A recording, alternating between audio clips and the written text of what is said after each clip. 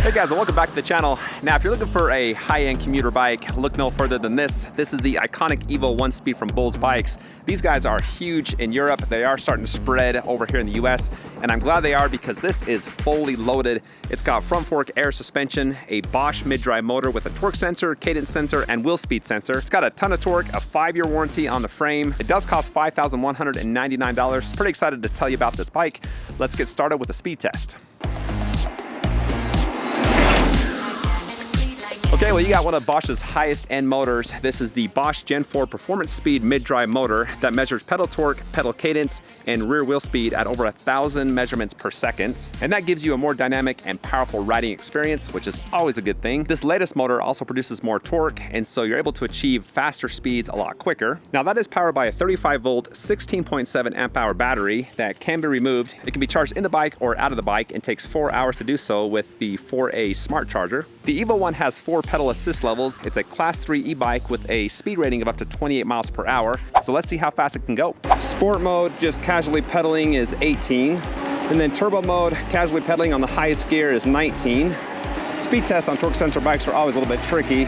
So I'm gonna really increase my cadence here. That's gonna be about 75 RPM, and I'm up to 26.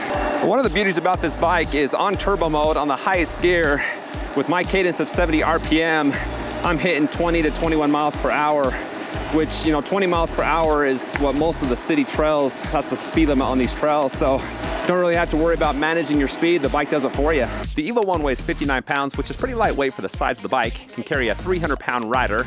I'm 185 pounds and want to see how long it takes to hit that top speed. This is the acceleration test. I do have a full charge on the bike and a flat stretch of trail. Let's see how long it takes. Okay, I've got a full battery and I'm gonna be on the easiest gear to start. Here I go.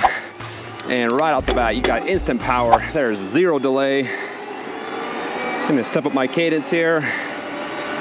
And there's 20. That's got some good up and go for a mid-drive torque sensor bike. The fastest out of any mid-drive bike I've tested. Kind of curious here, I want to show you when you're on the highest gear, with this being torque sensor, I want to see how hard it is or easy it is to get going from a standstill. I want to see, it is tricky but doable. After about 10 miles an hour, there's where it gets pretty easy, but it makes sense. You definitely want to lower your gears when you come to a stop, but if you don't, you forget, you can put enough pressure to where that it does engage the motor. The Evo 1 has a range rating of 30 to 90 miles. Gonna run 2 range tests. The first one on flat terrain with not a lot of stops. The second one in much hillier terrain with a bunch of stops. Okay, well, let me tell you about the bike as I'm on the range test. It comes in 4 sizes. I have the 3rd largest. It's got an integrated battery.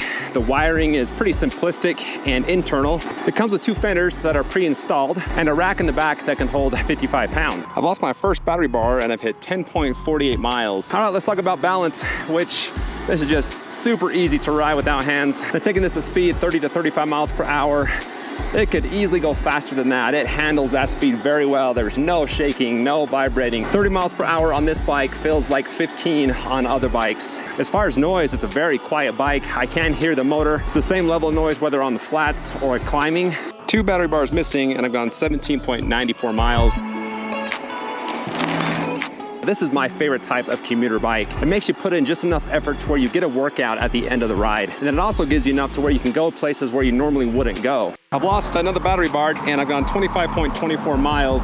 Diving into the geometry, the posture is right in the middle between mountain bike and foldable. I'm leaning over a little bit, but not so much where my back's got sore. It's a fairly big bike with a 46-inch wheelbase. As far as managing and controlling it from my 5'11" frame, it just feels very natural, very easy. It almost feels like an intuitive bike where it kind of knows what you want it to do. That's the best way I can describe it. Now let's talk about the cockpits. Handlebars are from Bulls, mountain bike style. It's got a 29-inch length, which is just plenty wide. I really like how wide this is. Also has a 25mm rise, and then they're back swept 9 degrees, and so they have raised those up quite a bit. The stem on this is about 7-8 inches. They've really set the handlebars up high, and they've done that again so you don't have to lean over as much. The grips are very nice. It just holds my palm right in place. There's a 10-speed Shimano Dior shifter. Going down takes 2 pushes to get from 10 to 1, and then coming up is 1 at a time. and that's matched by a Shimano Dior RD derailleur. Well, next there's a Bullseye Iconic saddle. I've done 2 range tests, first with padded gear, this one without padded gear, and I would suggest padded gear. It is quite hard. Next, it's got Superior all-ground 27.5 by 2.4 inch tires. I've taken some sharp corners pretty fast, and they're very sticky. They stick to the road very well. Then it's got Well-Go pedals. And then last of all, you got an SR Tour Litro front fork air suspension with 120 millimeters of travel. Down to my last battery bar, and I've gone 31.42 miles.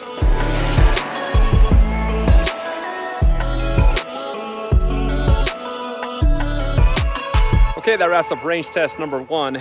My app recorded 34 miles with almost 400 feet elevation gain, so pretty flat area, which is what I was going for. Anyway, gonna charge it back up, find a hillier area, a lot more stop and go, and run another range test.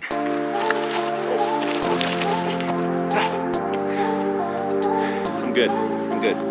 I'm coming up this mountain. It's all been uphill on turbo. Plus my first battery bar, and I've gone 4.43 miles. I just made it to the top of the mountain. It's downhill from here, and I just lost my second battery bar, and I've hit 7.63 miles. Lost another battery bar, and I've gone 14.04 miles, lots of climbing and a lot of stop and go. Oh man, I've gone the fastest I've ever gone on a bike. Coming down this canyon, I hit 40 miles an hour, and it was curving, so I had to slow down a little bit, but I kind of wanted to go faster, see how fast it would go. But man, that was a ride. Okay, that wraps up the second range test. I'm pretty impressed with it. My app recorded 23.10 miles with 3,891 feet of elevation gain. The bike had probably about 2 battery bars left. I think the second one was about a quarter of the way gone. So I probably could have hit probably another 7, 8, 9 miles, got close to 30 miles with another 1,000 feet elevation gain if I would have kept on going. So now you know what you can do when you ride it easy on flat terrain and hard with hilly terrain. There's no hill rating, but the motor does produce 85 Newton meters of torque. Okay, I got a full battery on turbo mode. I'm gonna show you how well it can climb. You've got some pretty awesome hill climbing ability. This is about a 2.5 block stretch. It starts right now. Towards the very end is around 20% grade. Most of this is about 10 to 12. All right, in gear 3, really starts to climb here. This is the 20% section, going 7 miles per hour, and oh geez, I'm honestly not feeling any difference in resistance from 12%. That's awesome. Down to 6, coming up over the top. Oh, you could easily do something steeper than that. And now it's time to test out the Shimano BR MT200 hydraulic disc brakes. All right, let me show you how these brakes work. Very nice hydraulic brakes. Got a steep and skinny path through here. So just lightly braking, no pulsating. Doesn't take a lot of pressure on the levers to engage. Something you'd expect for high-end hydraulic brakes. And they're big enough to fit about 2 fingers. Kind of curved at the end, so they hold my fingers in place really well. Some hard braking here. 3, 2, 1. Woo! Back wheel does skid a little bit, but that's got tremendous braking power. Super smooth. I felt very stable, stopping fast and abrupt. I was going over 20 miles per hour there, so awesome brakes. Let me run you through the Purion Bosch display and then all the stuff on the handlebars. On the right side, you do have a flick bell, which I've seen better flick bells. Kind of works. Power button up top, just tap it to turn it on and off. Plus and minus on the left side to change the pedal assist levels. Hold down the plus button to turn on the lights. Nice headlight in the front, very bright. I did ride this at night. And also a very nice looking tail light hooked onto the rear rack. Hold down plus and minus to reset the trip odometer.